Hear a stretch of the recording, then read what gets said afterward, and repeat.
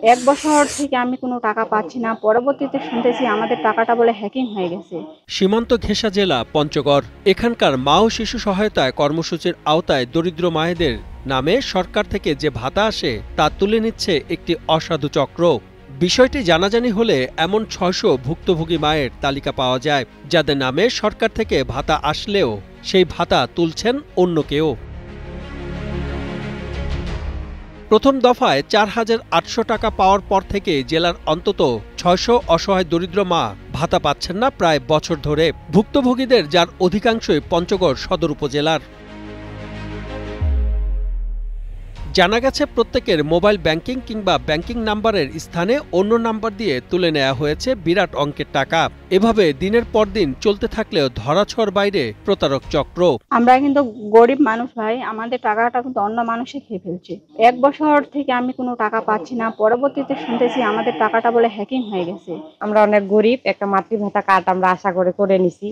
একবার শুধু আমরা টাকাটা পাইছি, এরপরে অনেকদিন যাবত হয়ে গেল, টাকাটা আমরা এখনো পাই না। ওদের কি হচ্ছে ১ বছর আগর টাকা পাইছে ৫,০০০ টাকা পাইনি রাখা হচ্ছে টাকা খিদে আসে না, টাকা খিদে আসে না, ওই অর্থে যাচ্ছে জিলা জিলা পাশে রাখা হচ্ছে টাকা দিয়ে কাহা ওঠায় খাচ্ছে না, কি করছে কাজ জানে। এইবারে আর কি রাখা হচ্ছে বলে সিম বলে পাল্টাবা নাকি। আমাদের এখানে গরিব মানুষের মহিলাগুলা গরিব, একবারে গরিব, ওগুলা মনে করো মাতৃ কার্ড করছিল। কার্ড করাতে ওই কোনো সময়ের জন্য মনে করো বিল পাবো, একটা বিল কোন সময়ের জন্য পায়, আর বিলের কোনো খবর নেই। বিল দিয়ে কে ওঠায় নেয় আর কে ওঠায় না নেয়, মানে আমরা তো কোনো বুঝিয়া পারি না। ধুলায় অন্ধকার।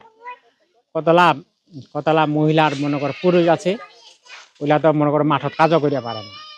সব মশার বিরুদ্ধে সুরক্ষা দিতে এলো বসুন্ধরা এক্সট্রিম অ্যারোসল। মশার বিরুদ্ধে এক্সট্রিম সুরক্ষা। অনেক লোকে কিন্তু মাতৃভাতার টাকাটা আমরা দিচ্ছি। সরকার একটা করে দিছে ২০ থেকে ৩৫-এর মধ্যেই, প্রথম বা দ্বিতীয়।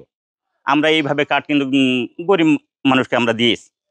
এখন শুনি প্রথমবারে নাকি ৪৮০০ টাকা ঢোকার পরে আর টাকা নেই। হাটে বাজারে যাই, বাসায় এমন বাড়িতে যাই, সবাই প্রশ্ন করে মেম্বার সাহেব টাকাটা কি আপনি তুলে খেলেন না কে খাইলো? এখন এটা জবাব তো ভাই আমার দেওয়ার কিছু ক্যাপাসিটি নেই।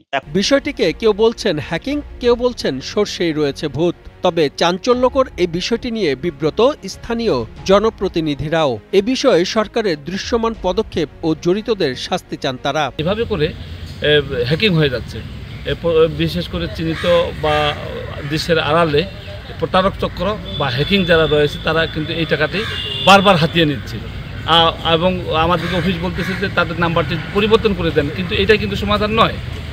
এই ক্ষেত্রে যারা প্রতারক চক্র তাদেরকে চিহ্নিত করে তাদেরকে ধরে আইনের আওতায় নিয়ে আসতে হবে, এটা আমাদের দাবি। ভুক্তভোগীদের তালিকা ধরে পুনরায় নাম্বার সংশোধনের প্রক্রিয়া চলছে বলে দাবি জেলা মহিলা বিষয়ক অধিদপ্তরের। পঞ্চগড় জেলা মা শিশু সহায়তা কর্মসূচির আওতায় পঞ্চগড় উপজেলায় ৫৭৬ জন, বোদাতে ২১ জন, দেবীগঞ্জে ৩ জন। এই ৬০০ জনের মোবাইল নাম্বার, ব্যাংক নাম্বারটা হ্যাকিং হয়ে যায়। ঢাকা মহিলা বিষয়ক অধিদপ্তর থেকে রংপুর বিভাগে যে দেখতে সে আমাকে জানায় এবং তার অনলাইনে তালিকাটা প্রেরণ করে ১/৭/২০২৫ তারিখে আমি পাই। আমি ২/৭/২৫ তারিখে সকল ইউনিয়ন পরিষদ এবং পৌরসভার প্রশাসক বরাবরের চিঠি প্রেরণ করে সংশোধনের জন্য তালিকাটা সংযুক্ত করে দিই। পঞ্চগড় সদরের প্রতি ইউনিয়নে ৯ জন আর বাকি ৪ উপজেলার প্রতি ইউনিয়নে ৫ জন করে বয়স্ক নারীদের প্রতি মাসে তালিকাভুক্ত করা হয় মা ও শিশু সহায়তা কর্মসূচি ভাতার জন্য।